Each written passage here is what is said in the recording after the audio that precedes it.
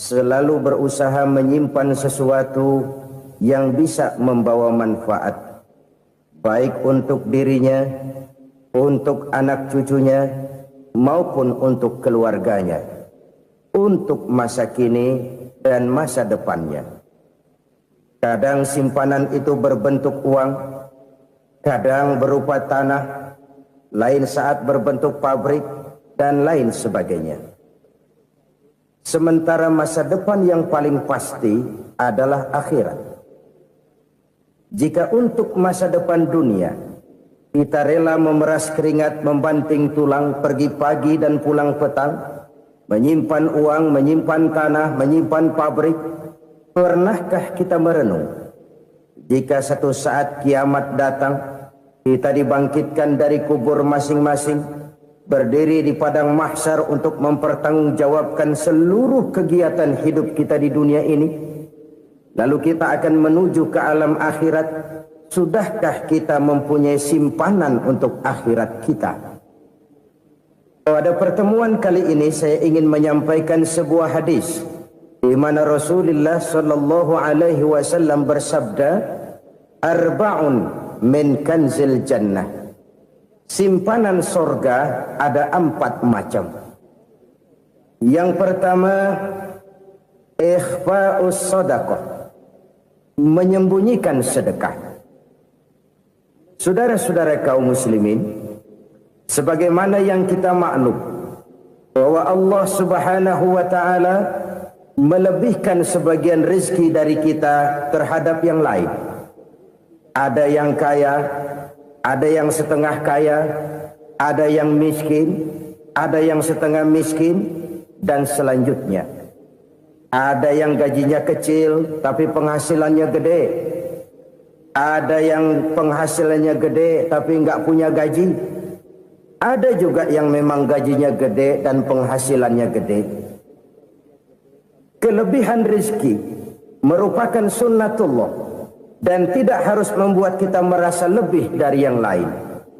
Bahkan sebaliknya, kelebihan itu harus membuat kita ringan tangan untuk menolong mereka yang memang memerlukan pertolongan. Kalau saudara diberikan ilmu, maka pertanyaan akhirat cuma satu: ilmumu kau amalkan untuk apa? Kalau saudara diberikan umur yang panjang, pengadilan akhirat juga bertanya satu: umurmu kau habiskan di mana? Tapi kalau saudara diberikan harta, pengadilan akhirat akan bertanya 2: hartamu kau dapat dari mana? Kau belanjakan kemana? Dari mananya ditanya dan kemananya juga ditanya. Oleh karena kita akan dimintakan pertanggungan jawab, maka amanah yang bernama harta ini harus kita gunakan dengan sebaik-baiknya. Ada penggunaan yang merupakan kewajiban, itu zakat namanya. Ada penggunaan yang sewaktu-waktu, itu infak namanya. Ada yang lebih sewaktu-waktu lagi, dan itu sedekah namanya. Zakat dia terikat oleh haul dan nisab, oleh putaran batas waktu dan ukuran dari harta itu sendiri. Sedangkan infak terikat oleh situasi dan kondisi perekonomian seseorang. Sedangkan sedekah tidak terikat dengan apapun. Dalam kondisi seperti apapun kita bisa melakukan sedekah dengan yang terkecil sekalipun. Sampai-sampai Rasulullah sallallahu alaihi wasallam mengajarkan, la tahqiranna minal ma'rufi syai'an walau an talqa akhaka biwajhin talik. Atau ada hadis, tabassumuka fi wajhi akhika laka shadaqah. Senyumanmu kepada temanmu adalah sedekah. Jadi untuk melakukan sedekah tidak harus dalam berbentuk uang. Dengan ilmu kita bisa sedekah, dengan tenaga kita bisa bersedekah, dengan pikiran kita bisa bersedekah, bahkan senyum kepada teman itu pun sedekah. Jadi kalau sedekah dengan uang memang belum punya uang, nyengir aja banyakin. Itu asal pada tempatnya, jangan lalu ketemu tiang listrik cengengesan. Tentu tidak pada tempatnya dan tidak wajar. Nah, sedekah yang paling dicintai Allah adalah sedekah yang disembunyikan. Artinya jauh dari sifat riya. Dan kadang-kadang ada orang sedekah itu disebutkan namanya. Apa tidak bagus? Kalau memang niatnya ikhlas, ya bagus-bagus saja. Untuk memberikan sugesti kepada yang lain. Di Fulan bin Fulan nyumbang sekian, diumumkan. Boleh kalau niatnya untuk memberikan rangsangan kepada yang lain supaya dia menyumbang lebih besar dari orang tadi. Tapi kalau itu mendatangkan riya, maka sedekah yang paling dicintai Allah adalah sedekah yang disembunyikan. Tangan kiri saja tidak tahu apa yang diberikan oleh tangan kanan. Sedekah yang dilakukan dengan ikhlas akan merupakan perbendaharaan surga. Tersembunyi dari pandangan orang lain, tidak seorang pun tahu. Karena memang sikap yang baik adalah melupakan kebaikan dan mengingat kesalahan. Itu salah satu ciri orang bahagia. Orang yang selalu mengingat kesalahannya dan berusaha melupakan segala kebaikannya. Kalau dia akan berada kebaikan, dia tidak bisa ikut, dia merasa rugi karena dia merasa belum pernah berbuat baik. Tapi kalau akan melakukan kesalahan baru, dia ingat kesalahan yang sudah-sudah, sehingga terhalang baginya untuk melakukan satu kesalahan baru. Demikianlah saudara-saudara, bahwa Allah melebihkan rizki sebagian kita dari yang lain, agar terjadi tolong-menolong dalam kehidupan ini. Jadi kesenjangan yang nature, kesenjangan yang alami, itu sunnatullah. Ada yang kaya, ada yang miskin, ada yang kelas menengah. Nah, kenapa lalu sekarang kita berusaha mengentaskan kemiskinan? Oleh karena adanya kesenjangan struktural. Kalau yang kaya bisa semakin kaya, kenapa yang miskin tidak bisa naik jadi ikut sedikit kaya? Sebab pada dasarnya Islam adalah agama yang sejak turunnya sudah berupaya memerangi kemiskinan. Bahkan dikatakan kemiskinan itu mendekatkan kepada kekufuran. Orang kalau miskin udah dekat banget sama kafir. Gampang menjadi kafir. Berapa banyak saudara-saudara kita yang oleh karena soal perut, oleh karena soal materi, terpaksa meninggalkan dan menanggalkan akidahnya. Menjual petunjuk yang diberikan Allah dengan kesenangan dunia yang cuma sebentar ini. Na'udzubillah, summa na'udzubillah. Jadi makin kita sembunyikan satu sedekah, semakin banyak perbendaharaan kita di surga. Sedekah yang paling dicintai Allah adalah sedekah yang disembunyikan. Malahan ada seorang sufi, dia punya kebiasaan kalau pergi sholat Jumat, dia bawa uang. Itu uang dia taruh di bawah tikar masjid. Dia niat sedekah kepada siapa saja yang nemuin itu duit.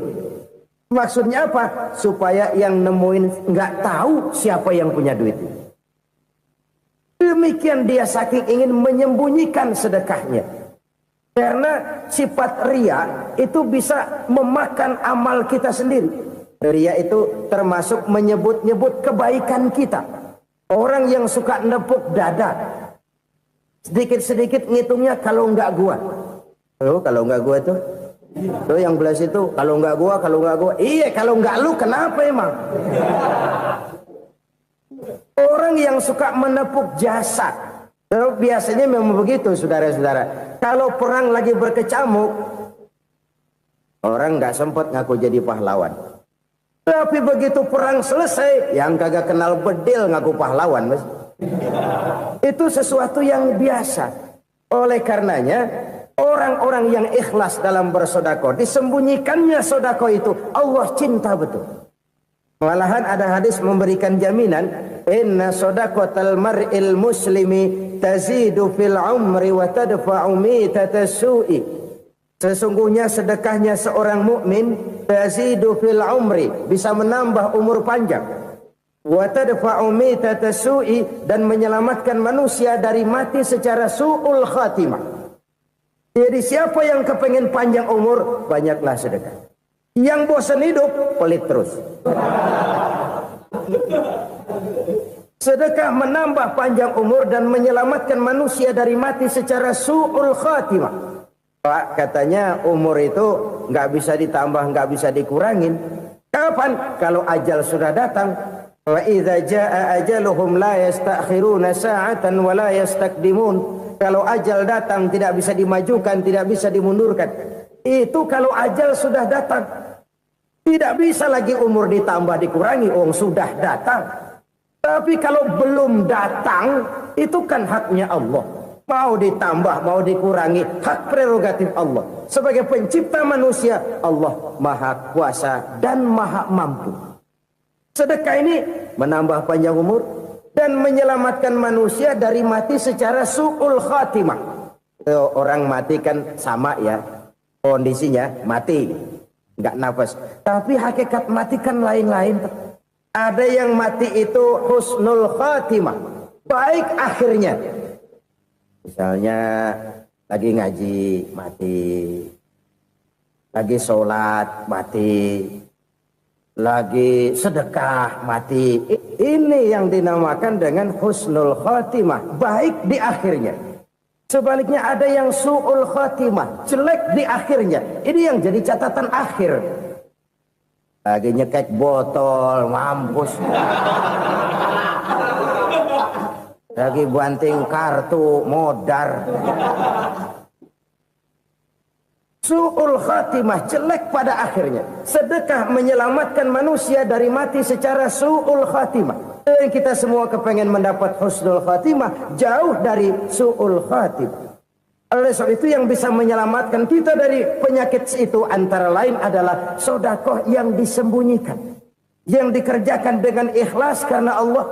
Tidak karena kepengen dipuji orang, tidak karena ingin dikatakan orang pemurah, sebab orang dermawan itu orang yang memberi tanpa harus diminta. Kalau masih harus diminta, ya belum dermawan namanya, masih harus diminta. Kalau nggak diminta ya tulus, lolos, polos. Saudara-saudara kaum muslimin rahimakumullah. Harta adalah amanat dan akan kita pertanggungjawabkan. Allah melebihkan rizki sebagian kita dari yang lain agar kita saling tolong menolong. Bantu membantu. Nabi janjikan siapa yang meringankan beban saudaranya muslim di dunia, Allah akan meringankan bebannya di akhirat nanti. Sebuah jaminan dari baginda Nabi. Si orang yang kita bantu barangkali tidak bisa membalas, Allah yang akan membalas lewat jalan lain yang tidak pernah kita sangka-sangka. Ada orang tanya, Pak, ini ada orang nyumbang masjid sambil marah-marah, bagaimana? Saya bilang sumbangannya aja ambil, marahnya jangan. Marahnya jangan diambil, itu urusan dia. Saudara-saudara kaum muslimin rahimakumullah. Umat Islam ini kan umat yang punya potensi besar. Kadang kita merenung, kenapa kadang-kadang pembangunan masjid kok lambat sekali? Kalau hotel hari ini peletakan pertama, bulan depan peresmian. Supermarket hari ini peletakan batu pertama, minggu depan peresmian.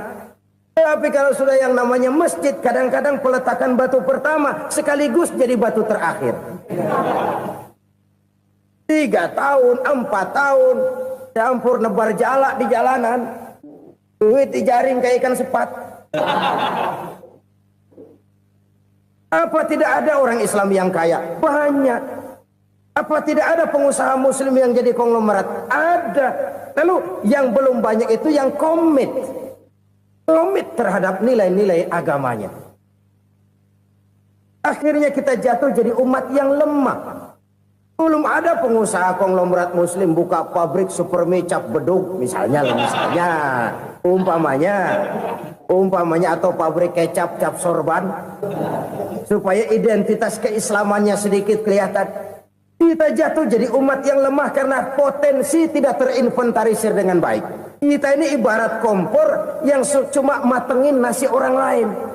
Potensi kita dimanfaatkan oleh orang lain. Ukhuwah Islamiyah kita baru terbatas kepada silaturahmi. Ukhuwah di bidang ekonomi kita lemah. Ukhuwah di bidang kebudayaan kita lemah. Apalagi ukhuwah di bidang politik kita lebih rapuh lagi. Padahal ukhuwah itu adalah totalitas kehidupan manusia. Menyangkut ipolek sosbud. Memerlukan nilai-nilai ukhuwah. Jadi oleh karena itu mari kita menyadari.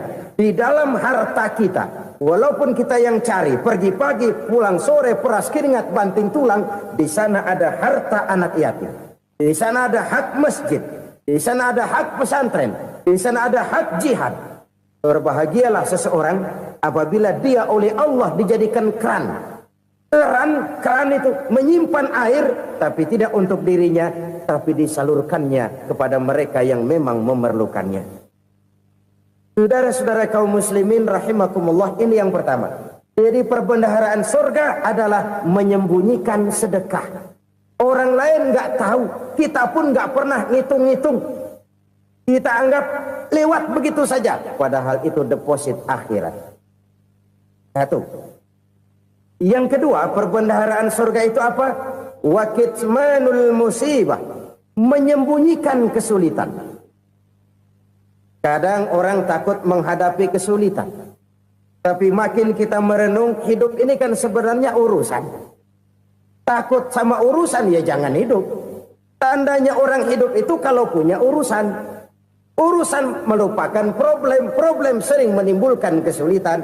Kesulitan bukan untuk ditakuti, tapi untuk diatasi dan dicarikan jalan keluarnya. Siapa sih orangnya yang gak pernah sulit-sulit? Makin tinggi status sosialnya, makin gede urusannya. Makin tinggi kualitas imannya, makin berat tingkat kesulitannya. Cuma memang yang namanya enak itu seperti pelangi. Biang lala itu nggak pernah di atas kepala kita, di atas kepala orang melulu. Lo sih enak lo, kata kita. Dia juga bilang yang enak kan lo. Pelangi itu nggak pernah di atas kepala kita. Kata tukang beca, aduh enak ya naik Mercy. Kata tukang beca, apa yang di dalam mobil Mercy? Aduh enak bener tukang beca, di jok ngeringkuk ngorok pulas bener. Saya kamar pakai AC sejuk, tempat tidur sutra empuk, alga spring bed, kulak kulik nggak bisa pulas kalau belum minum Valium, belum tidur. Enak bener tukang beca, di jok ngorok nggak tahu wetan kulon. Itu tukang beca bilang yang di Mercy enak, yang di Mercy bilang tukang beca enak. Inilah enak, nggak pernah di atas kepala kita, di atas kepala orang lain melulu enak itu. Nah, saudara-saudara, yang merupakan perbendaharaan surga itu orang yang bisa menyembunyikan kesulitan, baik pribadi ataupun rumah tangga. Nih terutama rumah tangga yang jadi soalnya. Kadang-kadang kita ini kalau senang, sebaliknya kalau senang kita diam, kalem aja, cuek. Banyak banget duit kita bawaan, diam aja udah. Malah ketemu orang takut. Tapi begitu susah, sekampung tahu. Padahal Nabi mengajarkan perbendaharaan surga itu menyembunyikan musibah, menyembunyikan kesulitan. Kalau enak, cerita sama orang-orang. Kalau nggak enak, rasain sendiri, tekan sendiri, atasin sendiri. Kita kan sebaliknya. Senang kita diam, asal lagi susah, paling tidak kita nyari teman buat cerita kesusahan. Siapa orangnya yang nggak pernah susah? Cuma soalnya bagaimana kita mengatasi kesusahan itu sendiri. Begitu juga misalnya kalau orang sudah berumah tangga, itu orang tuanya harus menjadi tempat dia cerita yang enak-enak saja. Yang nggak enak rasain berdua, selesaikan berdua, atasin berdua. Jangan dibalik. Asal senang diam, giliran susah saja. Maknya laporan. Terbalik. Bisa menjaga security informasi. Makan sama bayam, keluar, diem. Malah seluitan. Enak amat lo makan daging ayam. Security informasi. Saudara-saudara kaum muslimin rahimakumullah. Ujian yang terberat itu yang pernah diberikan kepada para nabi, para rasul, para aulia, para ulama. Makin tinggi keimanan, makin berat bentuk kesulitan. Ayo saya kemukakan satu contoh saja. Ada seorang nabi yang kaya, nabi kaya, namanya Nabi Ayub. Iblis kalau orang begini kan keki, ibadahnya rajin, kaya. Nih yang kayak begini susah digodain. Kalau ibadahnya rajin, miskin, kali bisa disogok. Sini imannya mantap, ibadahnya rajin, kaya, nabi lagi. Tapi namanya iblis, nggak kurang akal. Laporan, Tuhan, kenapa Les? Ya ini bahasa saya, bahasa Qurannya sih nggak gitu. Itu hambamu yang namanya Ayub, dia rajin ibadah cuma karena dikasih kaya aja. Coba kasih miskin dia, berhenti dia sembahyang. Ah, kamu bisa aja. Saya tahu Ayub itu hambaku yang ikhlas. Saya buktiin Tuhan, silahkan. Dibuktiin lah, iblis turun ke alam ini. Yang mula-mula dia lakukan, dia rusak sawah ladang Nabi Ayub. Dia binasakan binatang ternak Nabi Ayub. Sehingga dalam waktu singkat, jatuhlah Nabi Ayub dari orang paling kaya jadi orang paling miskin. Beliau masih ibadah di mihrab dalam masjid. Datang iblis. Saudara Ayub, ya, lagi ngapain? Ibadah. Nyembah Allah, nyembah Allah. Oh, percuma. Kenapa? Tuhan yang ente sembah nih, dia udah bikin miskin ente. Sawah ladang ente hancur lebur, binatang ternak binasa. Sekarang ente jadi orang paling miskin. Ngapain nyembah Tuhan kayak begitu? Tekor. Udah berhenti dah ibadah, berhenti ibadah. Ini iblis sama Tuhan laporannya lain, yang dikerjakan kepada Nabi Ayub juga lain. Benar begitu iblis, kata Nabi Ayub. Iya, sawah ladang saya habis, buras. Binatang ternak saya binasa, binasa. Saya miskin, bangpak. Apa jawab Nabi Ayub? Bukan innalillahi, ya ini hebat. Alhamdulillahillazi a'tani wa akhza minni. Segala puji bagi Allah yang telah memberikan harta kepada saya dan sekarang mengambilnya lagi. Alhamdulillah. Allah yang ngasih, Allah yang ambil. Itu mah urusan Allah. Iblis cuman ibadah jalan terus, sujud lagi Nabi Ayub. Iblis seleher gondok banget. Dasar Nabi nggak mempan dia apa-apain. Miskin malah alhamdulillah. Allah yang ngasih, Allah yang ambil. Jadi kalau kita tidak komit, kita tidak terikat kepada kaya, miskin, senang, susah, apa yang bisa bikin kita susah? Jadikan kekayaan, kemiskinan, jadikan senang, susah sebagai anak buah yang bisa kita atur. Jangan kekayaan ngatur kita, jangan kemiskinan ngatur kita. Kita yang harus mengatur mereka. Senang, susah, kaya, miskin, bahagia, sengsara, jadikan itu anak buah yang bisa kita atur. Kalau sekarang kita kaya, lain saat boleh jadi kita miskin, semiskin-miskinnya. Allah yang ngasih, Allah yang ambil. Tenaga mana yang bisa menghalangi? Ibadah jalan terus. Iblis makin gondok. Dasar Nabi loh. Akhirnya apa? Nabi Ayub dikerjain, diberikan penyakit. Demikian fatal penyakitnya. Bayangin, udah miskin sakit. Masya Allah. Miskin sakit. Sakitnya nggak lama, kira-kira 16 tahun.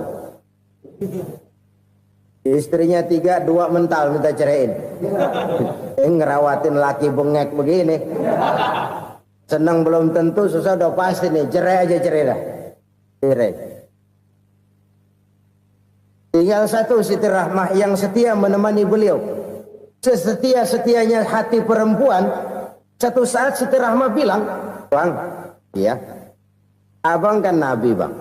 Lalu, namanya Nabi kan doanya jarang meleset bang.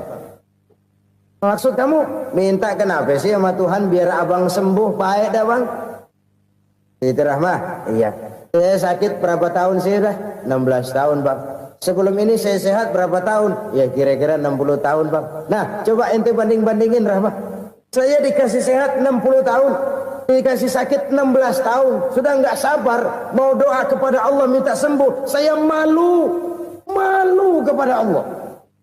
Diuji dengan yang luar biasa seperti ini, tidak mengganggu stabilitas kehambaannya. Dia tetap menghamba kepada Allah Subhanahu wa ta'ala. Saudara-saudara kaum muslimin rahimakumullah. Kunci menghadapi kesulitan itu apa? Allah jelaskan dalam satu ayat, wa basyiris sabirin alladzina iza asabathum musibah qalu inna lillahi wa inna ilaihi raji'un. Gembirakan orang-orang yang sabar. Siapa mereka itu? Yang apabila mendapat musibah mereka kembali kepada keyakinan dasar. Segalanya dari Allah dan segalanya akan kembali kepada Allah. Ini konsepsi dasar dari sikap muslim dalam menghadapi berbagai kesulitan. Segalanya dari Allah, segalanya akan kembali kepada Allah. Kalau ini sudah kondisi dasarnya, maka kita akan lapang menghadapi kenyataan bagaimanapun pahitnya. Apakah itu namanya miskin, apakah itu namanya sakit, bahkan maut sekalipun. Maut sekalipun. Segalanya dari Allah, segalanya akan kembali kepada Allah. Ini sikap hidup, bukan sekedar ucapan. Kita kadang-kadang menjadikannya sebagai ucapan. Mulutnya sehingga berhenti, innalillahi wa inna ilaihi rajiun, tapi nangisnya terus gerung-gerungan. Bukan itu, ini kesadaran moral. Kalau segalanya dari Allah, segalanya kembali kepada Allah, kan sebenarnya cuma nunggu giliran. Hari ini saya nyembayangin dia, entah hari apa saya disembayangin orang. Hari ini saya antar dia ke kubur, entah hari apa orang nganterin saya ke kubur. Hari ini saya tahlilkan dia, entah nanti kapan orang tahlilkan saya. Segalanya dari Allah, segalanya akan kembali juga kepada Allah. Oleh sebab itu saudara-saudara, kesulitan bukan untuk ditakuti. Kesulitan justru untuk diatasi, dicarikan jalan keluarnya. Dan tidak ada orang yang tidak pernah mendapat kesulitan. Tidak ada.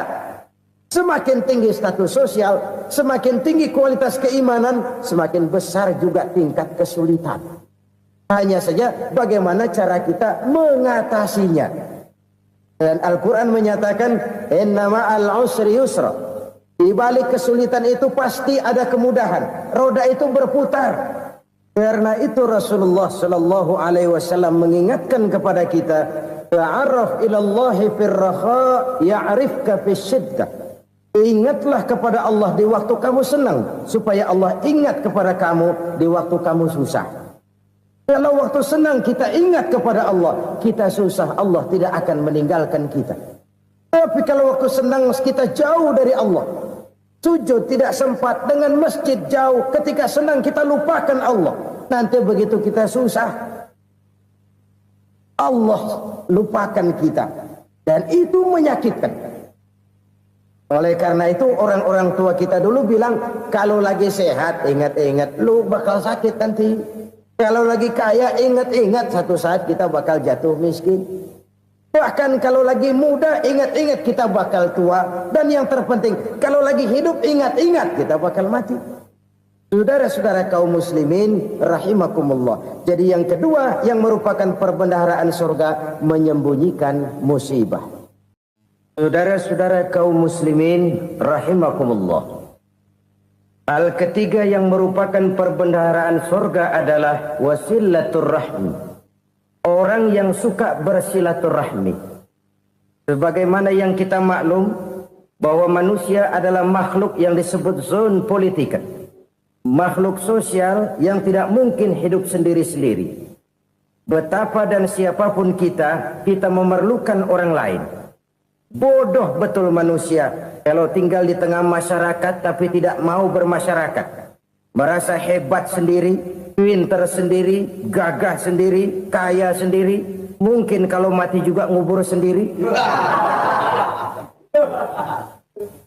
Jangankan kita di sini, di sorga saja Nabi Adam waktu sendirian bengong melulu, ngondar mandir. Allah tegur dam sepi dam. Ya ini kalau bahasa saya. Iya Tuhan sepi ini nggak ada coret-coretan pisan ini. Diciptakan Siti Hawa baru anteng Nabi Adam. Itu di surga. Cobalah. Umpamanya saudara tinggal di Jakarta nih. Kayak bener. Apaan aja di Jakarta punya saudara deh. Pembuatan Semanggi ambil. Monas buntel bawa pulang. Hotel-hotel ambil semua. Cuman tinggal di Jakarta sendirian, apa enaknya? Betapa dan siapapun kita perlu orang lain. Tidak ada seorang pun yang bisa memenuhi kebutuhan hidupnya secara sendiri-sendiri. Nah, Islam telah menyelamatkan manusia dari ras diskriminasi. Mengikat manusia dengan persaudaraan yang berlandaskan kepada akidah. Karena itu dianjurkan bersilaturahmi. Bahkan Nabi menyatakan, man arada ayyubsata lahu fi rizqihi wa yunsa'a fi atharihi falyasil rahimah. Siapa yang kepengen diluaskan rezekinya dan dipanjangkan usianya, banyaklah ia bersilaturahmi. Siapa yang kepengen dimudahkan rezekinya, hendaknya ia banyak bersilaturahmi. Kalau banyak teman, kesulitan kan paling tidak ada tempat cerita. Udah susah, sendirian kita pikirin diri, nggak ada tempat tukar pikiran. Cepet banget sama bengek. Dilawan sendiri.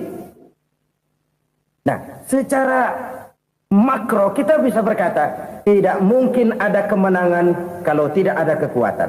Tidak ada kekuatan kalau tidak ada kesatuan dan persatuan. Tidak mungkin ada kesatuan dan persatuan tanpa semangat silaturahmi. Kalau umat Islam mau menang, dia harus kuat. Kalau umat Islam mau kuat, dia harus bersatu. Kalau umat Islam mau bersatu, dia harus membudayakan silaturahmi ini. Bahkan sampai-sampai kata Nabi, kalau bisa cari nilai tambah. Apa? Silman qata'ak. Bersilaturahmilah kau kepada orang yang marah denganmu. Masya Allah, indahnya ajaran agama kita.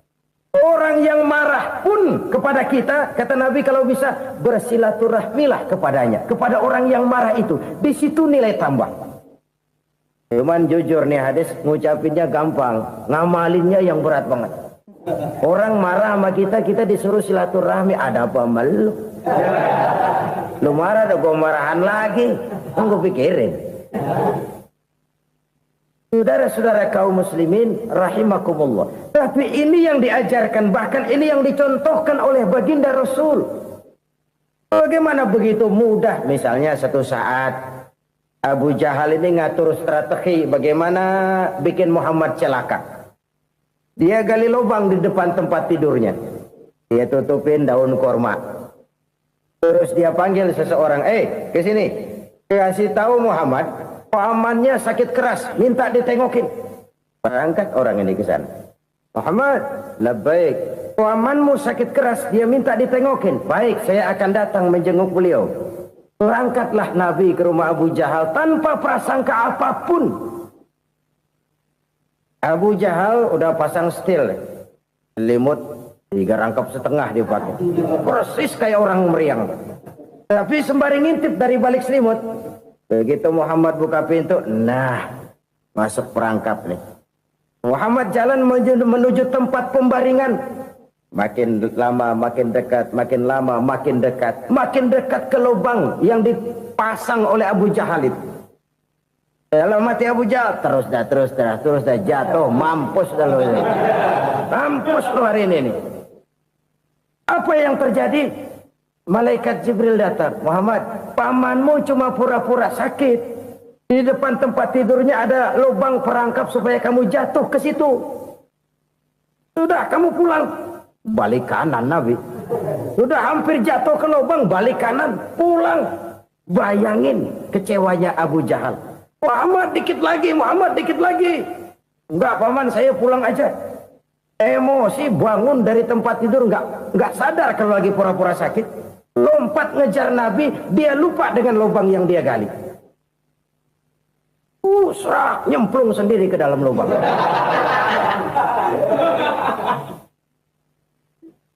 Nabi terus berlalu. Ini terjadi keanehan.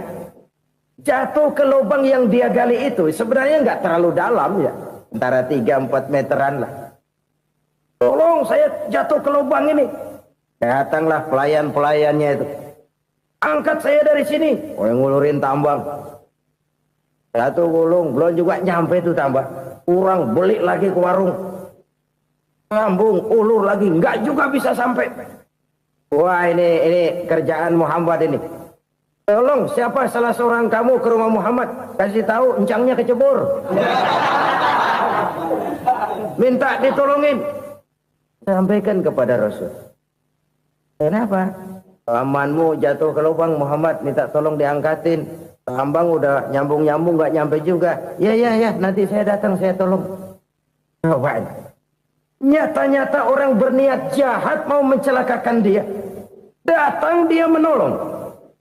Ini yang disebut air tuba dibalas air susu ya ini. Bukan sebaliknya. Air tuba dibalas air susu. Paman, cebur ya? Iya Muhammad, tolong ini. Pegang tangan saya. Nabi ulurkan tangannya. Nyampe. Dipegang oleh Abu Jahal. Diangkat ke atas.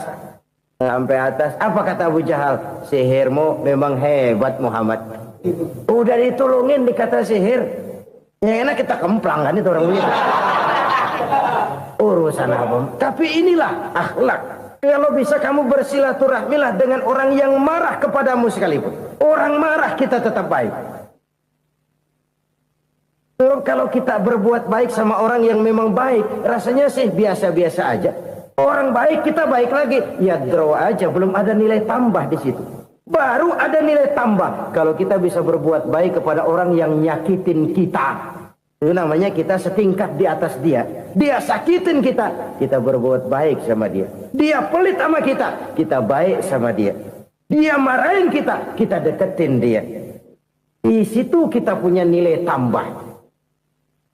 Jadi siapa yang ingin diluaskan rezekinya kata Nabi dan dipanjangkan umurnya, hendaklah ia banyak-banyak bersilaturahmi. Sederhana sebenarnya silaturahmi, tapi silaturahmi membangkitkan semangat kesatuan dan persatuan. Kesatuan dan persatuan melahirkan kekuatan. Dalam matematika 1 ditambah 1 pasti 2. Tapi di tengah masyarakat, 1 orang takut ditambah 1 orang takut, hasilnya jadi 2 orang setengah berani. Kenapa setengah berani? Karena udah berdua. Tadi pan takut sendirian. Kalau dia kumpul turu-turu takutlah jadi berani.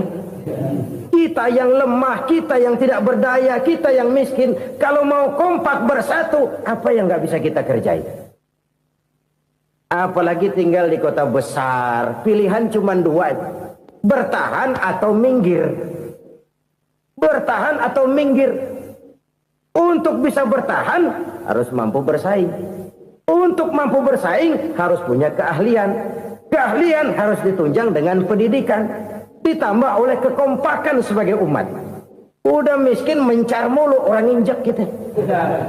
Orang nggak pandang urusan apa yang malu. Oleh karena itu silaturahmi pada hakikatnya merupakan roh dari ukhuwah yang diajarkan oleh agama kita. Bagaimana Islam menyelamatkan masyarakat manusia dari ras diskriminasi, mengikat manusia, dan tidak ada persaudaraan yang lebih indah selain persaudaraan yang diikat dengan nilai-nilai akidah. Sepanjang orang di jalan Allah, itulah saudara kita. Keluar dia dari jalan Allah, selesailah persaudaraan sampai di situ. Karena itu, kalau ingin menyimpan sesuatu di surga, banyaklah bersilaturahmi. Datang ke rumah ini, datang ke rumah itu, dan lain sebagainya. Itu simpanan kita di akhirat nanti. Ini yang ketiga. Saudara-saudara, yang keempat, perbendaharaan surga itu apa? Wa qawlu la hawla wa la quwwata illa billah. Ucapan la hawla wa la quwwata illa billah. Ibadah kan ada yang berat, modalnya besar. Bangun masjid berat, modalnya besar. Bangun rumah sakit berat, modalnya besar. Ada ibadah yang berat, tapi modalnya ringan. Misalnya puasa. Puasa itu berat, mengendalikan nafsu. Kalau sekedar nggak makan nggak minum sih enteng, mengendalikan nafsu. Itu jihad terbesar. Tapi kan modalnya ringan, cuma niat saja. Ini ibadah berat, modalnya ringan. Ada ibadah yang ringan, modalnya juga enteng. Seperti termasuk ucapan la haula wa la quwwata illa billah. Tanpa sadar, la haula wa la quwwata illa billah. Nyelengin tuh di surga. Nyelengin, kita nggak terasa. Nyelengin simpanan akhirat. La haula wa la quwwata illa billah. Nyimpan lagi. Kaget, la haula wa la quwwata illa billah, nyimpan lagi, banyak simpanan. Walaupun sebenarnya yang dimaksud di sini adalah kesadaran batin bahwa tidak ada daya dan kekuatan kecuali Allah. Itu intinya. Kita memulai pekerjaan disunahkan baca bismillah, kan begitu. Apa itu? Kesadaran moral. Bahwa ini saya bisa kerjakan. Saya kerjakan ini dengan menyebut nama Allah. Kenapa? Kalau Allah tidak memberikan daya dan kekuatan, mana mampu saya kerjakan ini. Maka saya kerjakan ini dengan menyebut nama Allah. Bismillah. Kesadaran moral. Manusia hanya wajib berusaha, tapi nggak pernah wajib berhasil. Banyak hal-hal yang kalau kita renungkan secara rasio nggak mungkin. Tapi jadi kenyataan. La haula wa la quwata illa billah. Tidak ada daya dan kekuatan kecuali bagi Allah semata-mata. Kesadaran moral akan kelemahan dan keterbatasan makhluk bernama manusia. Kadang kita kagum dengan otak, tapi kita sering lupa sama yang bikin otak. Padahal bagaimanapun hebatnya otak, yang bikin otak pasti lebih hebat dari otak. Nggak percaya, silahkan otak-otakan. Inilah kecenderungan. Kita kagum dengan pesawat-pesawat mutakhir, bukan main, besi gede banget terbang itu. Alangkah hebatnya. Lalu apa yang bikin otak tidak lebih hebat dari itu semua? Kita puji laut. Apa yang bikin laut tidak lebih hebat dari laut itu? La haula wa la quwata illa billah. Tidak ada daya dan kekuatan kecuali Allah. Apa yang bisa kita lakukan? Kalau tidak karena daya dan kemampuan yang diberikan oleh Allah kepada kita. Lahirlah sikap tawadu, rendah hati. Tidak melonjak menjadi angkuh dan sombong. Sadar akan kelemahan dan keterbatasan diri. Sebagai makhluk yang diciptakan oleh Allah subhanahu wa ta'ala. Jadi satu sisi ini ucapan yang berpahala. La haula. Jadi wiridan. Pada sisi lain ini kesadaran moral. Sikap mental, kesadaran batin, bahwa yang punya daya dan kekuatan itu cuma Allah. Kita nggak pantas untuk sombong, sebab sombong itu pakaiannya Allah. Kita nggak sedang pakai pakaian Allah, kegedean. Dan makin kita renungi, makin terbentur. Apa sih yang bisa kita sombongin? Kita mau sombong apa? Kayak winter, itu kan semua relatif.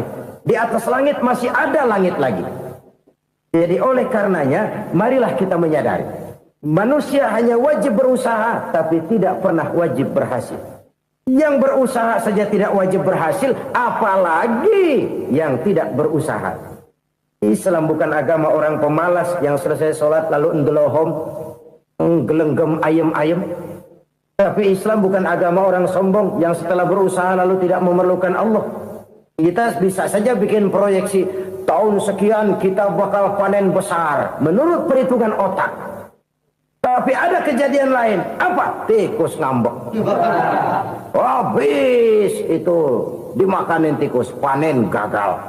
Proyeksi rasional gagal oleh tikus-tikus yang ngambek itu. Bisa saja terjadi. Tahun depan kita panen besar, urung. Kenapa? Musim panas panjang. Jadi sekarang ini koran-koran bikin berita musim mengalami penyelewengan. Bukan cuma manusia yang nyeleweng sekarang. Musim pakai nyeleweng. Mestinya kan musim hujan udah selesai, masih hujan-hujan juga. Musim. Nah sekarang kita boleh bikin proyeksi, kita bakal panen besar. Tahu-tahu musim panas panjang, sawah retak, air kering. Cari teknokrat yang paling botak, suruh pendekin tuh musim panas. La haula wa la quwata illa billah. Inilah kesadaran moral. Saudara, saya teringat satu saat ada seorang konglomerat. Umurnya ya kira-kira 70-an. Suatu saat dia ditanya oleh wartawan, Pak, umur Bapak berapa sih? Ya paling 10 tahun. 10 tahun? 10 tahun? Anak Bapak berapa orang? Satu saja? Satu. Harta Bapak berapa? Ya paling-paling bangsa 7 juta kali. 7 juta? Iya. Pak, kenapa Bapak bohongi saya? Bapak punya buku biografi. Koran-koran, majalah-majalah banyak memuat cerita riwayat hidup Bapak. Saya tahu umur Bapak 70. Kenapa bilang cuma 7 tahun? Saya tahu anak Bapak 8. Kenapa cuma bilang 1? Saya tahu harta bapak miliaran, mungkin triliunan, pabrik di mana-mana, bank di mana-mana. Kenapa bilang uang bapak cuma 7 juta? Nah, kata si konglomerat tadi, kamu benar nak, kamu benar. Umur saya kalau jumlahnya memang 70 nak. Cuman ingat-ingat saya, baru 7 tahun terakhir ini saya sujud. Baru 7 tahun terakhir ini saya berusaha dekat dengan Allah. Saya laksanakan perintahnya, saya jauhi larangannya.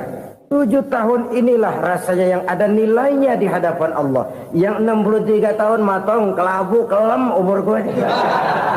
Habis untuk maksiat, untuk munkarat. Maka ketika ditanya tadi, umur saya 7 tahun itu. Oh begitu Pak. Oh iya. Lalu anak Pak.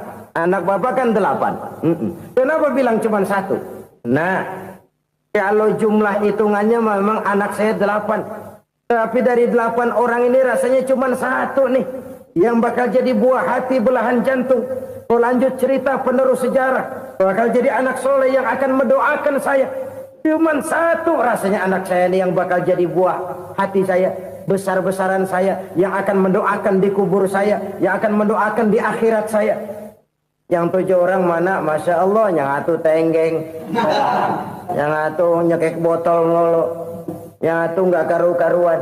Makanya saya bilang 1 anak saya yang akan bisa mendoakan saya. Oh begitu Pak. Iya. Nah harta Pak, harta bapak kan triliunan. Pabrik bapak di mana-mana. Uang bapak hampir di tiap bank-bank besar.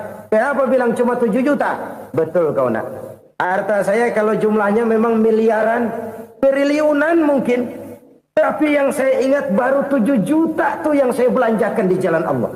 Saya nyumbang masjid, saya santuni yatim piatu, saya bantu pembangunan pesantren, saya bantu pembangunan rumah sakit Islam. Itu yang akan saya bawa pulang ke akhirat, yang 7 juta itu. Yang triliunan itu nanti akan diperebutkan oleh anak-anak saya sebagai waris saya. Jadi harta saya 7 juta itu yang bakal nemenin saya di akhirat. Yang akan saya bawa pulang jadi teman saya. Saudara-saudara kaum muslimin. Jangan-jangan orang tua itu adalah kita-kita ini. Jangan-jangan kita-kita ini adalah orang tua itu. Jangan-jangan itu potret dari diri kita masing-masing. Dari sekian umur yang diberikan Allah, berapa tahun yang ada nilainya di hadapan Allah? Dari sekian anak-anak yang merupakan amanah, berapa yang akan mendoakan kita sebagai orang tuanya menjadi anak soleh? Dari sekian banyak harta yang diberikan Allah, berapa yang akan kita bawa pulang menghadapnya nanti, yang kita belanjakan di jalan Allah? Ini sebuah potret kehidupan. Karena itu kita kembali kepada la haula wa la quwwata illa billah. Kita wajib berusaha, kita wajib berikhtiar. Selebihnya, segala daya dan kekuatan hanya milik Allah saja semata-mata. Satu kesadaran batin dari setiap pribadi muslim. Setelah ia berusaha dan berikhtiar, ia menyerahkannya kepada Allah Subhanahu wa ta'ala. Jadi, satu sisi ini merupakan wiridan ucapan yang mengandung pahala. Pada sisi lain, ini merupakan sikap batin dari seorang muslim di dalam ia menghadapi realitas kehidupan ini. Saudara-saudara kaum muslimin, rahimakumullah. Kalau ini kita jadikan satu basis kehidupan, maka ini akan menyelamatkan manusia dari kemungkinan tergelincir menjadi orang yang lupa diri dan lupa darat. Sebab itu Imamul Ghazali berpesan, jadidis safinah wa innal bahra amiq wa khuziz zad fa inna safara ba'id wa khaffifil hamla fa innal hamla sadid. Perbarui selalu kapalmu karena lautan sangat dalam. Bawa bekal yang banyak karena perjalanan ini sangat jauh. Ringankan beban karena kebanyakan beban akan menyakitkan. Alangkah indah kalimat ini, alangkah dalam makna yang terkandung di sana. Perbarui selalu kapalmu karena lautan sangat dalam. Apa artinya ini? Jaga mentalmu baik-baik. Pelihara imanmu baik-baik karena hidup penuh cobaan seperti lautan. Kita kalau berlayar di lautan kan kadang-kadang tenang, angin bertiup sepoi-sepoi basah. Jika malam datang, bintang gemintang bertabur menghias cakrawala. Rembulan memantulkan sinarnya dengan indah. Dalam keadaan begitu berlayar enak. Tapi lain saat ombak menggunung, halilintar menyambar, angin topan bertiup. Berapa banyak sudah saudara-saudara kita yang tenggelam di lautan dunia tanpa sadar bahwa dia belum sampai kepada pantai yang akan dituju. Berapa banyak sudah saudara-saudara kita yang tenggelam di lautan dunia ini tanpa sempat bangkit lagi. Dia menyangka sudah sampai kepada tujuannya. Hati-hati kapal jangan sampai bocor karena lautan sangat dalam. Iman ini jaga baik-baik karena hidup penuh dengan ujian. Wa khuzizat fa inna safara ba'id. Bawa bekal yang banyak karena perjalanan sangat jauh. Saudara mau ke Bandung, bawa duit. Saudara mau ke Surabaya, banyakan lagi duitnya. Saudara mau ke Mekah, gepokan, iketan tuh duit nggak lembaran lagi. Makin jauh perjalanan, makin banyak bekal yang harus kita bawa. Kalau saudara dari Jakarta mau ke Surabaya, nggak bawa duit berangkat juga, itu sih bukan berani namanya, nekat. Sampai Surabaya belum tentu, sengsara di jalan udah pasti. Kenapa? Nggak bawa bekal berangkat. Sama juga kita nih, misalnya belum sempat sembahyang, mati. Waduh, berani banget orang. Belum punya bekal, mati. Sengsara di jalan. Atau bekal tidak cukup. Dari Jakarta saudara mau ke Surabaya, bawa duit 500 perak. Paling jauh Cikampek nyampenya itu. Paling jauh itu. Antara jauhnya perjalanan dengan bekal yang saudara bawa tidak seimbang. Hidup ini perjalanan panjang. Walking tour.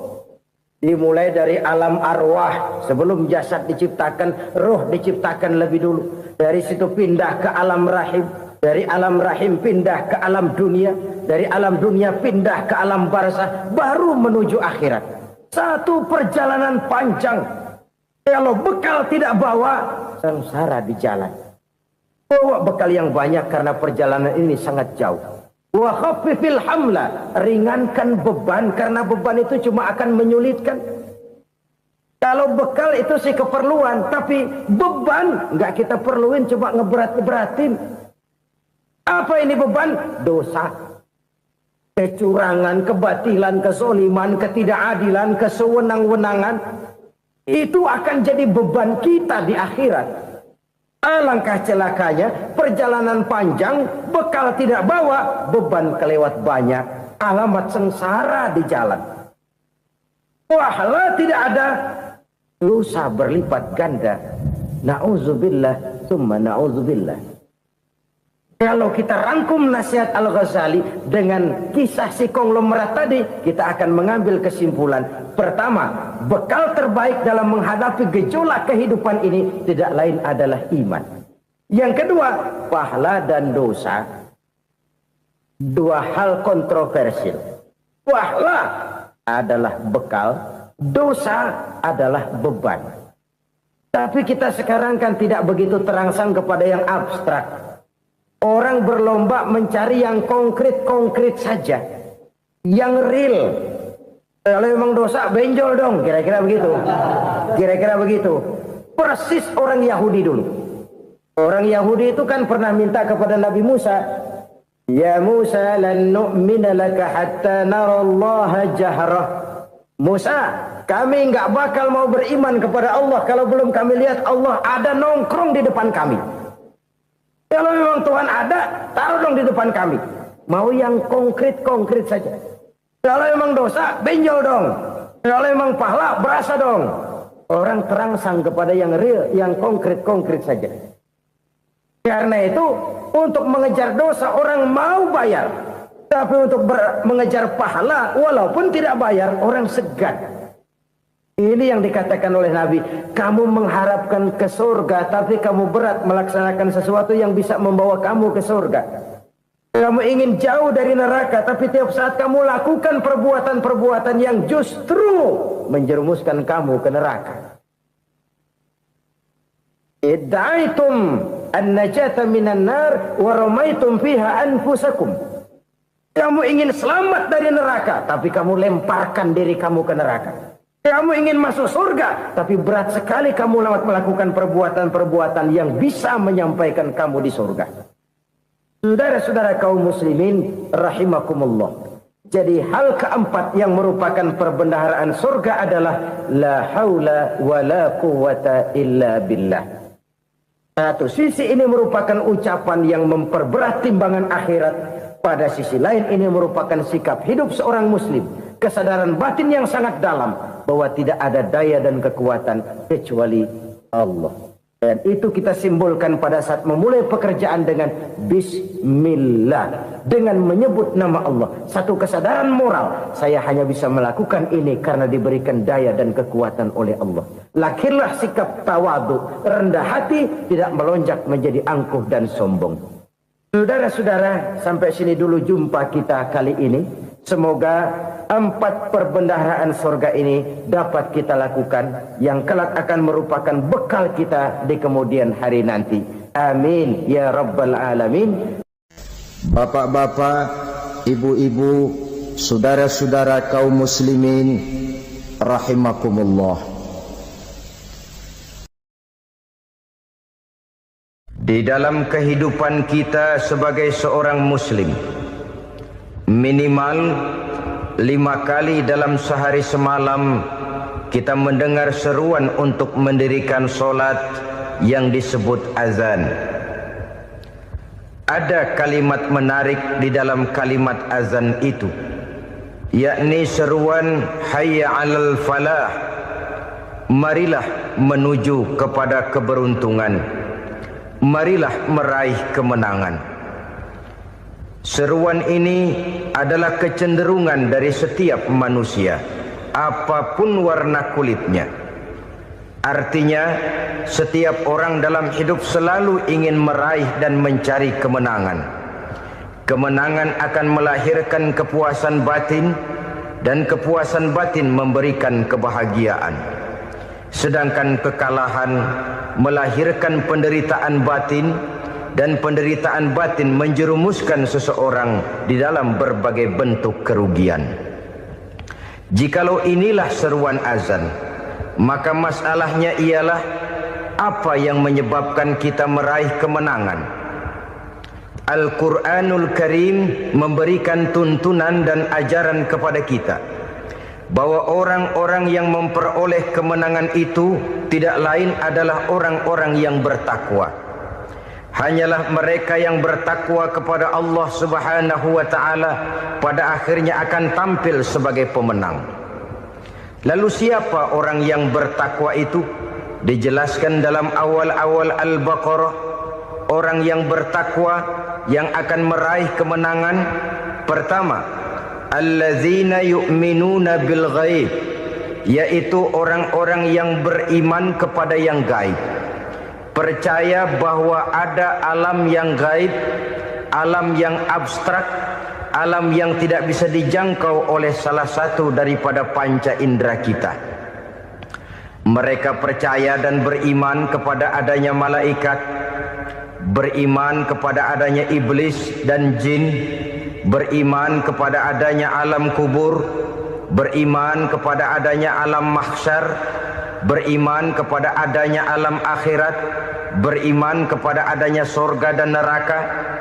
Beriman bukan cuma sekedar beriman dalam ucapan bibir saja, tetapi beriman yang nilai iman itu mampu mewarnai gerak dan gaya hidupnya. Iman yang meresap sampai ke tulang sumsum, kemudian memberikan dampak positif di dalam kehidupan manusia. Alam, kita tahu, adalah sesuatu yang selain Allah, dan Allah bukanlah alam. Apapun namanya selain daripada Allah, itu adalah alam.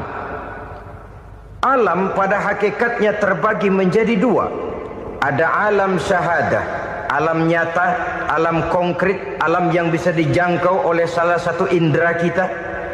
Kemudian ada alam ghaib, alam yang tidak bisa dijangkau oleh panca indera kita, alam metafisika, alam abstrak, alam yang wajib kita imani keberadaannya. Kita percaya bahwa malaikat itu ada. Kita percaya kepada jin, bahwa jin itu ada. Kita percaya kepada adanya iblis dan setan. Bukan percaya kepada iblis dan setannya, percaya bahwa iblis dan setan itu ada. Itu termasuk salah satu daripada sifat orang yang bertakwa kepada Allah. Saudara-saudara kaum muslimin rahimakumullah, kecenderungan pembangunan yang lebih bersifat materialistis biasanya menggeser aspek kehidupan rohani. Orang berpikir empiri, dan dalam pola pikir yang demikian maka alam gaib tidak lagi mendapat perhatian. Aspek kehidupan yang bersifat rohaniah malah mulai ditinggalkan.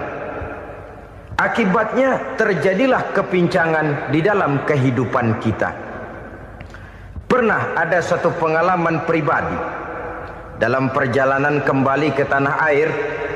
Dalam pesawat di sebelah kanan saya duduklah seorang Jerman namanya Heiner Simonsen. Iseng saya ajak kenalan, saya ajak ngobrol, saya tanya dia. Saya bilang, Mas Heiner ini, kalau pesawat yang kita tumpangi ini jatuh ke bawah, kira-kira apa yang bakal terjadi, Mas? Dia bilang, kita semua akan mati. Begitu? Iya. Oke. Apa itu mati? Tanya saya. Dia bilang, untuk tahu apa itu mati, kita harus tahu lebih dahulu apa itu hidup. Saya pikir nih bule bisa ngomong juga. Baiklah kata saya. Apa hidup menurut Anda itu? Oh, hidup itu dia bilang, kalau seluruh anggota badan kita bekerja secara normal, paru-paru memompa darah secara normal, jantung berdetak secara normal, sel-sel tubuh bekerja secara fit, dan organisme tubuh hanya mau bekerja secara normal, dia bilang, kalau kita memberi makan yang cukup, menu yang teratur, dan gizi yang lengkap. Saya bilang, kesimpulannya apa, Ner? Dia jawab, hidup adalah dari tangan ke mulut. Life is from the hand to the mouth, kata dia. Hidup adalah dari tangan ke mulut. Jadi masalah hidup tidak lebih daripada masalah isi perut. Orang pergi pagi, pulang sore, peras keringat, banting tulang, perut yang dibelain. Saya bilang, you are wrong. Sampean salah, Ner. Kamu orang Islam bukan? Bukan. Pantas. Kenapa saya salah? Dia bilang. Ya jelas salah. Salahnya di mana? Kamu ini manusia. Kalau hidup cuma dari tangan ke mulut, saya bilang, kambing di kampung saya juga begitu pikirannya, Ner. Itu kambing di kampung saya, asal perutnya kenyang, sudah hidup dia. Perkara besok bagaimana, lusa prospeknya macam mana, bulan depan ada apa, kambing nggak pernah mikir. Di kampung saya kambing juga pikirannya begitu. Kamu Kristen ya? Tadinya. Loh kok tadinya, lalu apa sekarang kamu ini? Dia bilang, sekarang saya netral. Saya tidak beragama, tapi saya percaya kepada Tuhan sebagai pencipta alam. Saya ingat benar dia bilang, I haven't any religious, but I believe to God as the creator of the world. Kenapa bisa netral begitu, Ner? Habis saya bingung katanya. Islam bilang Islam baik, Kristen bilang Kristen baik, Hindu Buddha bilang Hindu Buddha baik, semua agama baik. Saya netral sekalian, nggak beragama. Yang penting saya percaya kepada Tuhan. Saya bilang, Ner, kamu ini kayak orang mau beli celana, lalu bingung. Yang satu bilang Levi's bagus, yang satu bilang Blue Jean hebat, yang satu bilang Wool England hebat. Celana ini hebat, celana itu bagus, celana ini hebat. Semua celana bagus, kamu bingung. Akhirnya netral, tidak pakai celana. Itu juga salah. Saya pikir-pikir, kemudian saya melihat bahwa dua pola berpikir Henner ini nampaknya sudah mulai menggejala di lingkungan masyarakat bangsa kita. Disadari atau tidak, secara jujur kita harus berkata, dua pola pemikiran Henner ini mulai berkembang di tengah masyarakat bangsa kita. Pertama, pola pikir materialisme. Hidup adalah dari tangan ke mulut. Masalah hidup tidak lebih masalah isi perut. Itu yang perlu dibela, dan disitulah arti kehidupan. Pergi pagi, pulang sore, peras keringat, banting tulang untuk mempertahankan perut. Kalau sudah kemari cara orang berpikir, maka buat apa percaya kepada yang gaib? Untuk apa sholat? Untuk apa puasa? Untuk apa zakat? Untuk apa menghadiri majelis taklim? Tanpa kepercayaan kepada yang gaib, hidup berjalan menurut alur empiris dan materialis. Kalau sudah ke sana cara orang berpikir, biasanya orang lalu cenderung menghalalkan segala cara. Hanyalah orang yang percaya bahwa akhirat ada. Hanyalah orang yang percaya bahwa alam kubur itu ada. Hanyalah orang yang percaya bahwa malaikat itu ada, hidupnya akan lebih terarah dan terkendali. Karena kepercayaan kepada yang gaib, yang merupakan fase daripada kehidupan setelah hidup yang sekarang ini, mewarnai gerak pribadi seseorang di dalam dia melakukan kegiatan hidupnya. Pola berpikir materialisme, disadari atau tidak, mulai menggejala di lingkungan masyarakat bangsa kita. Hidup tidak lebih dari urusan tangan ke mulut, mulut ke tangan, tangan ke mulut. Asal perut sudah kenyang, hiduplah sudah. Perkara bagaimana prospek hari yang akan datang, bagaimana akhirat, tidak jadi persoalan. Ini yang oleh Nabi diperingatkan, ad-dunya sijnul mu'min wa jannatul kafir. Dunia adalah penjara bagi orang beriman dan surga bagi orang kafir. Dulu di zaman Belanda hadis ini pernah disalah tafsirkan, disalah artikan, digunakan sebagai senjata untuk mengkebiri dan membuat impoten umat Islam. Sudahlah umat Islam gak usah macam-macam, kata Belanda. Dunia ini kan penjara buat orang Islam, surga buat orang kafir. Di penjara jangan bertingkah.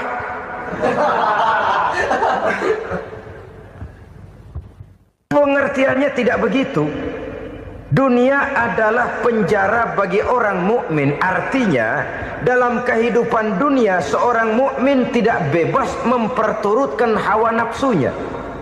Di penjara hawa nafsunya itu.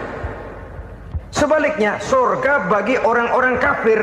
Buat orang kafir, surgalah dunia ini. Mereka bebas memperturutkan hawa nafsunya. Dilarang tidak terlarang, dicegah pun tidak tercegah. Mereka hidup menurut alur bisikan nafsu mereka sendiri. Kemudian bila ajal datang, maut merenggut nyawa, selesailah surganya sampai di situ.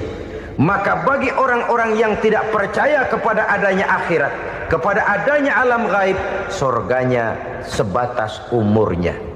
Sekali lagi, surganya sebatas umurnya. Bila umur selesai, ajal pun datang merenggut nyawa, selesailah sudah surganya sampai di situ. Alangkah pendeknya perjalanan orang-orang yang tidak percaya kepada alam gaib ini. Bagi kita mukmin, jikalau kita mampu memenjarakan hawa nafsu, kita bisa bahagia di dunia ini. Dan Islam memang tidak menyuruh kita sengsara di dunia. Raih dunia, kejar dunia, gapai dunia sebagai alat untuk mencapai kebahagiaan di akhirat nanti. Hidup adalah satu perjalanan panjang yang terbentang sejak kita terlahir dari alam rahim sampai kepada alam akhirat nanti. Andai kata kita gagal meraih kebahagiaan di dunia, toh kita masih punya akhirat. Tapi jangan jadi dalil yang melemahkan semangat. Biarin dah kita di dunia kebelangsak, yang penting akhirat. Akhirnya dunia benar-benar kebelangsak. Bagaimana dunia ini bisa kita raih, dan bagaimana meraih dunia untuk menunjang kepentingan akhirat nanti. Yang kedua dari pikiran Henner yang saya lihat menggejala di lingkungan masyarakat bangsa kita, timbulnya manusia-manusia netral. Seolah-olah Tuhan yes, agama no. Sama Tuhan percaya, agama ogah. Tuhan ngangguk, giliran agama godeng. Padahal hampir dalam setiap ayat dalam Quran kata-kata amanu biasanya bergandeng dengan wa amilus sholihat, iman dan amal soleh. Ini sebagai isyarat Tuhan dan agama jangan pernah dipisah-pisah. Apabila kita bertuhan, maka kita harus beragama. Apabila kita beragama, maka agama itu harus bersumberkan dari Tuhan yang kita imani itu. Tidak mungkin kita pisah, Tuhan yes, agama no. Sama Tuhan percaya tapi agama bikin sendiri. Sembayangnya cukup bengong 2 jam madep ngulon.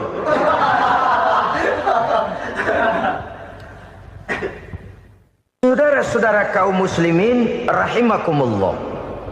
Jadi dengan demikian, agama yang kita akui merupakan unsur mutlak di dalam pembangunan sekarang ini, merupakan bagian dari kehidupan yang menuntun kita bahwa di balik alam nyata ini, di balik alam syahadah ini ada alam gaib. Dan mudabbir, murabbi, yang mengatur, yang menguasai, yang memelihara baik dia alam nyata, baik dia alam gaib, tidak lain adalah Allah Subhanahu wa ta'ala. Di sana ada satu super power, satu maha kekuatan yang kita perlu bersandar kepadanya. Sebagai makhluk nyata yang hidup di alam nyata, berbuatlah secara nyata sebagaimana harusnya kita berbuat. Karena Islam jelas bukan agamanya orang pemalas.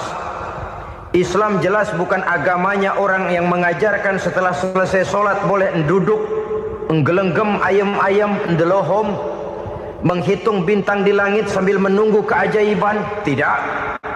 Islam adalah agama yang mengajarkan apabila sholat sudah selesai kamu kerjakan, bertebaranlah di permukaan bumi, cari karunia Tuhanmu. Jangan hidup berpangku tangan menunggu keajaiban. Karena hidup bukan undian. Jangan berharap untung besar tanpa mau peras keringat. Tapi di sebalik itu toh kita juga harus yakin bahwa di sisi usaha nyata yang kita lakukan ada satu super power, satu maha kekuatan gaib yang menentukan berhasil dan tidaknya usaha kita. Kepercayaan kepada hal semacam inilah yang mendorong kita untuk mempunyai sandaran vertikal, agar jikalau usaha ini berhasil, kita tidak lupa diri dan lupa daratan.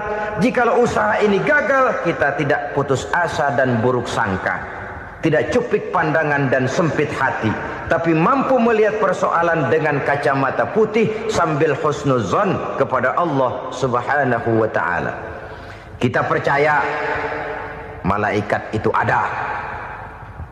Ada yang namanya raqib dan atid, mengawasi gerak hidup kita sampai kepada gerak hati kita. Ini memberikan sugesti agar kita berhati-hati. Tidak sejengkal tanah pun kita bisa berlindung dari pengawasan raqib dan atid. Ada munkar nakir yang akan menyoal kita di alam kubur. Ada malaikat Malik, penjaga neraka. Ada malaikat Ridwan yang menjaga surga. Kita percaya kepada adanya jin. Kita percaya kepada adanya setan, iblis. Percaya kepada adanya, bukan mempercayai si setan, si iblis lalu menjadikannya sebagai teman. Tidak. Percaya bahwa mereka itu ada dan merupakan makhluk Allah yang gaib yang diciptakan Allah Azza wa Jalla. Kepercayaan kepada alam gaib memberikan motivasi terhadap gerak lahir manusia, sehingga dengan motivasi kepercayaan kepada yang gaib, gerak lahir jadi lebih terarah, jadi lebih terpelihara. Pernah seseorang bertanya, "Pak, apakah adanya akhirat bisa dibuktikan secara ilmiah?" Saya bilang tidak bisa, tidak bisa. Kenapa? Karena yang berangkat nggak pernah pulang kembali lagi.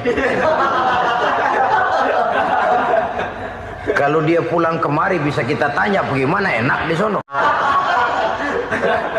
Cuma secara moral saya katakan, lebih beruntung orang yang percaya kepada akhirat daripada yang tidak.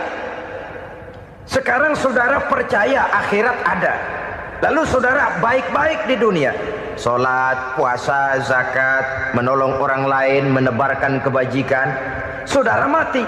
Andai kata akhirat tidak ada, toh dalam hidup saudara sudah berbuat baik. paling tidak nama saudara akan dikenang sebagai orang baik. Sebaliknya, saudara percaya, kata saya, bahwa akhirat tidak ada, lalu hidup semau-maunya, tenggelam dalam maksiat dan munkarat, menentang Allah, tidak mau ruku dan sujud. Lalu saudara mati, kemudian akhirat ada. Ayo, mau apa? Bekal tidak punya. Jadi secara moral lebih beruntung orang yang percaya kepada adanya akhirat daripada yang tidak percaya.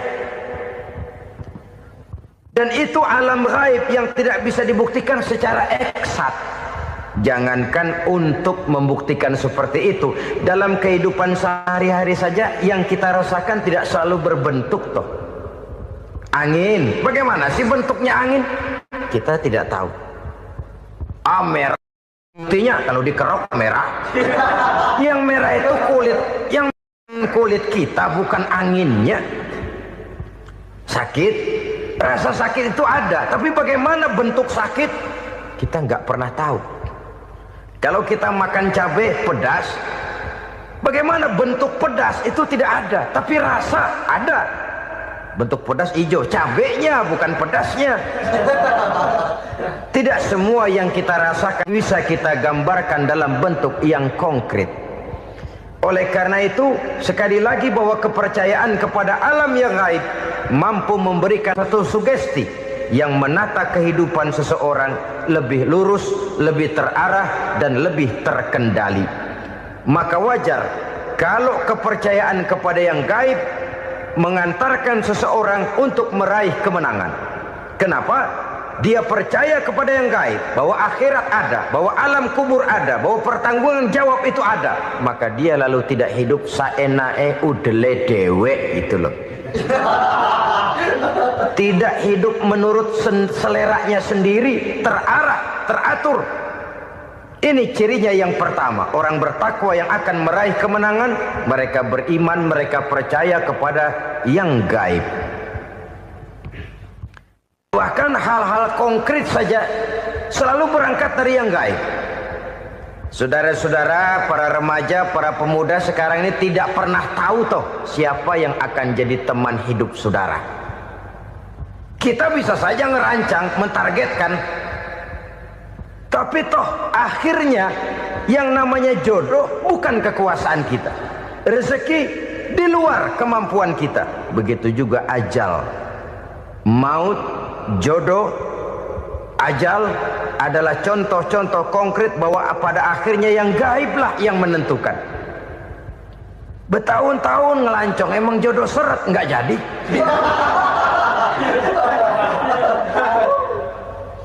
Begitu kenal baru setengah malam nginep ditangkap hansip kan. Hal-hal semacam itu kadang-kadang kita berpikir suuzon, gilet, perempuannya cakep banget, lakinya rebek amat.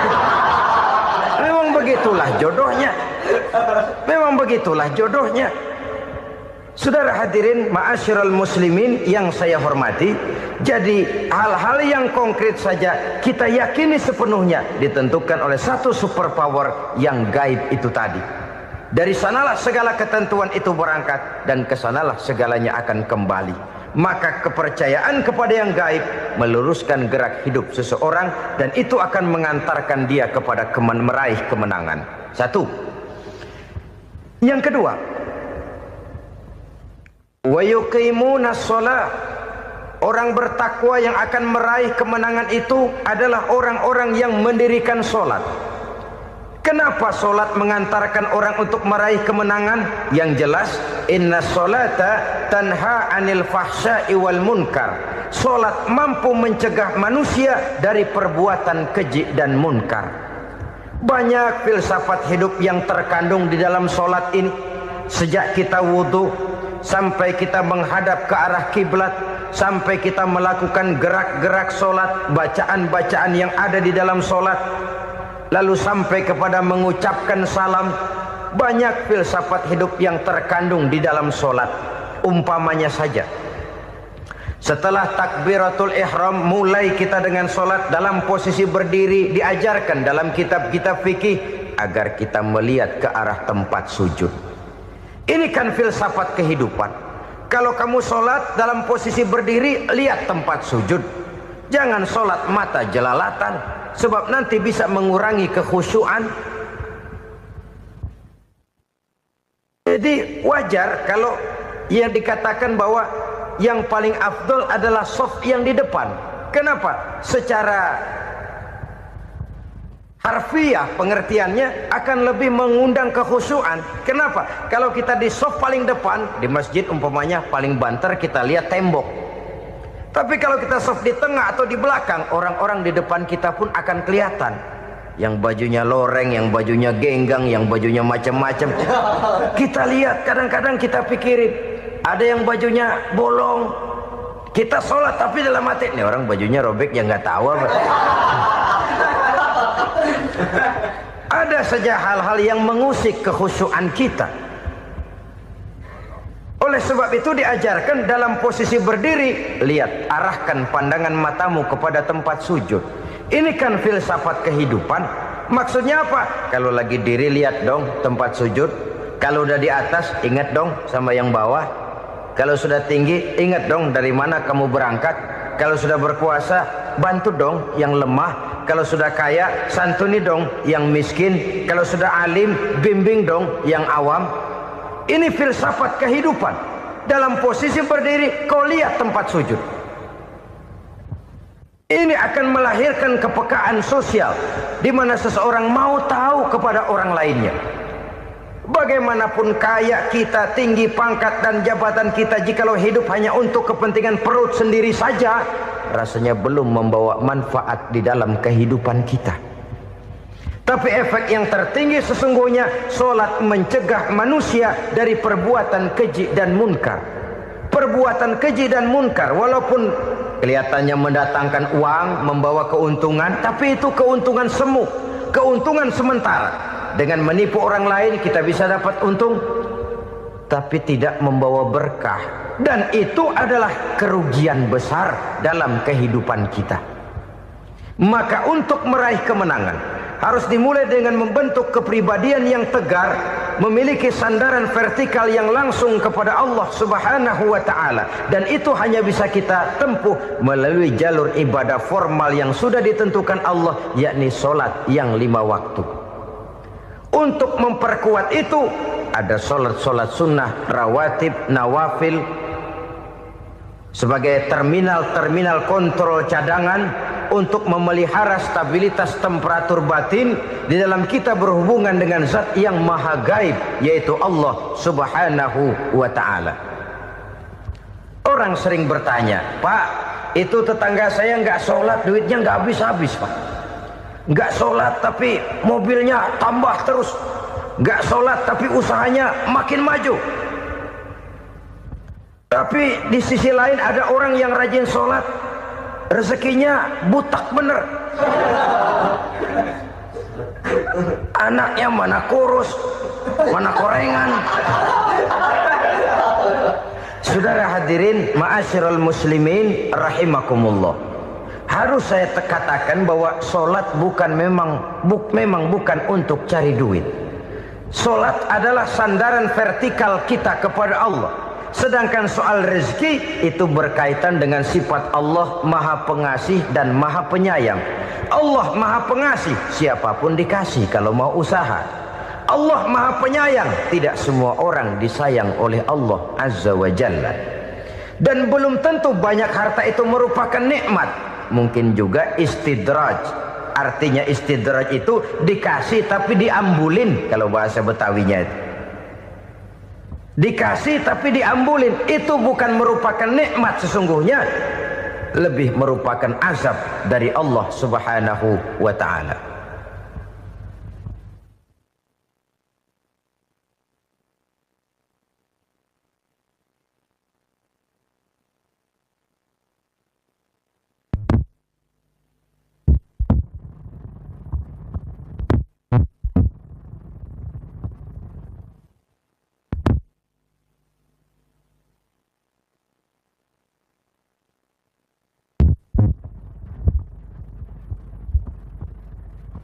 Agama mempunyai sistem sholat. Dan kita umat Islam telah dituntun oleh Allah Subhanahu wa ta'ala yang wajibnya 5 kali dalam sehari semalam mendirikan sholat. Dan itu tentu berada dalam jangkauan kemampuan manusia. Pada awalnya barangkali kita memang merasa sholat itu satu kewajiban.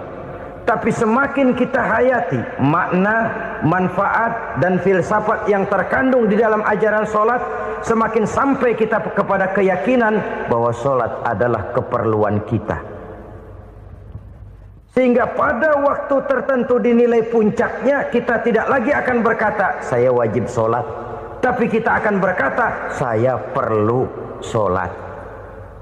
Kalau kita sudah merasakan itu adalah keperluan kita, nah di sanalah kita baru akan merasakan ruginya kalau hal itu tidak kita laksanakan. Sepanjang kita masih berkata saya wajib sholat, kita akan lebih merasakan dia sebagai beban ketimbang sebagai keperluan. Yang jelas Allah tidak memerlukan ibadah yang kita laksanakan ini. Dengan kata lain, andai kata satu dunia penuh ini orang tidak ada yang sholat satu pun, Allah tidak akan turun dari jabatan Tuhan. Jangan lalu berpikir kalau kita ngambek se-RW kagak sembahyang Tuhan tekor kali ini ya. Tentu tidak. Itu perlunya kita, bukan perlunya Allah. Dan pada induknya kita akan berkata saya perlu agama.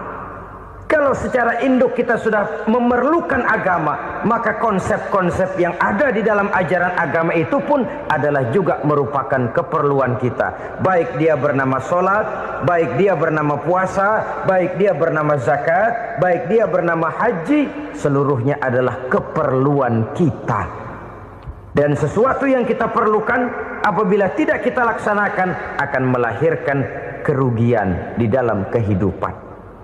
Jangan heran kalau kita membaca riwayat perjalanan hidup para salafus soleh, orang-orang soleh. Ada yang tahajud sampai 100 rakaat, ada yang sholat malam kakinya sampai bengkak. Kita sekalinya bengkak biri-biri. Ada yang sholat membaca surah dalam Al-Quran sampai khotam Quran. Kok mau? Mereka sudah merasakan itu keperluan. Itu saja soalnya.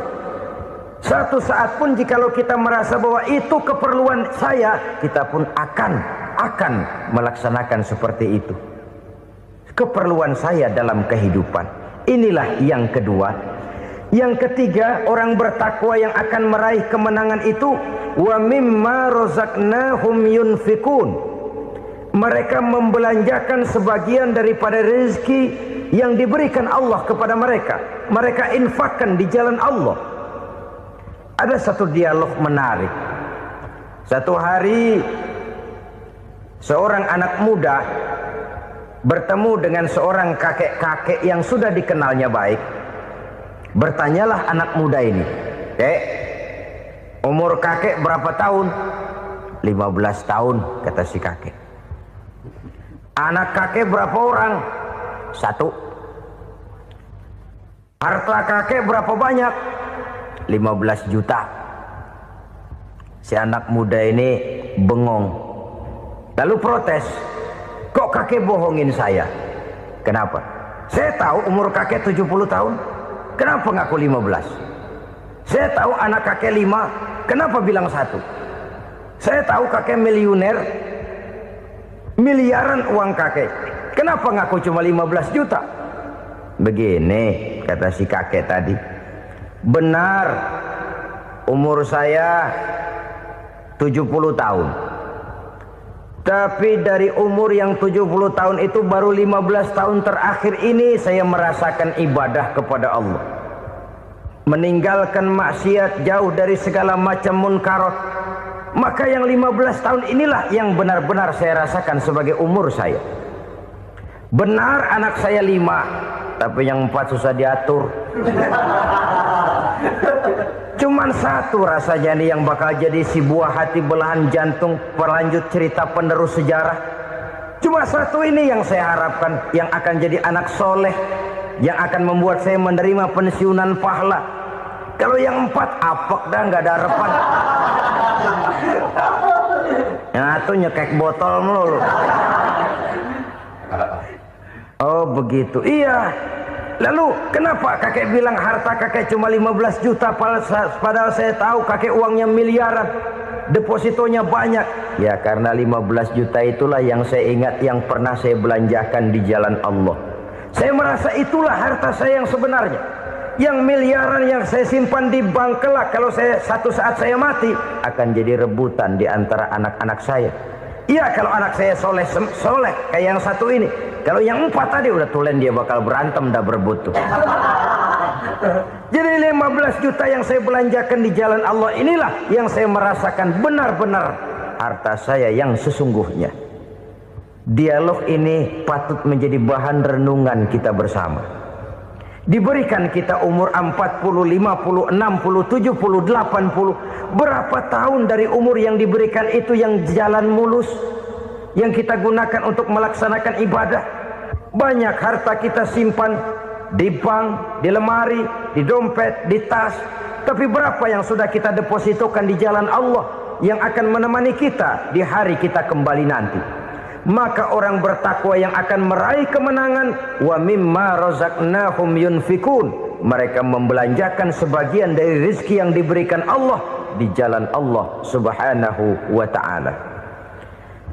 Ma'asyiral muslimin rahimakumullah. Zahirnya memang kita memberikan kepada orang lain, tapi hakikatnya kita menyimpan untuk diri kita sendiri. Kita memberikan kepada yatim piatu 25.000. Zahirnya kita memberikan si yatim, hakikatnya kan kita cuma nyimpan. Saya berikan, titip kepadamu, ini untuk saya di akhirat. Kau boleh belikan baju, kau boleh belikan untukmu makan, kau boleh bayarkan sekolahmu. Ini untuk saya. Hakikatnya kita nyumbang masjid 1 juta, zahirnya kita berikan kepada panitia masjid, tapi hakikatnya kan cuma titip 1 juta ya untuk saya di alam kubur nanti. Silahkan kau boleh belikan semen, ini uang, belikan besi, belikan pasir. Saya cuma sekedar titip untuk kepentingan saya. Hakikatnya kita cuma sekedar menitip. Sebagaimanapun pada hakikatnya, apapun yang kita miliki dalam kehidupan kan cuma sekedar hak guna pakai, bukan hak milik mutlak. Harta kita, rumah kita, kendaraan kita, kebun kita, pabrik kita, hak guna pakai saja. Hak milik mutlak cuma untuk Allah Subhanahu wa ta'ala. Saudara-saudara kaum muslimin rahimakumullah. Ini yang ketiga. Kemudian yang keempat, orang-orang bertakwa yang akan meraih kemenangan, allazina yu'minuna bima unzila ilaika. Mereka yang beriman, mereka yang percaya kepada apa yang telah diturunkan kepadamu Muhammad, ay Al-Quran, yakni Al-Quranul Karim.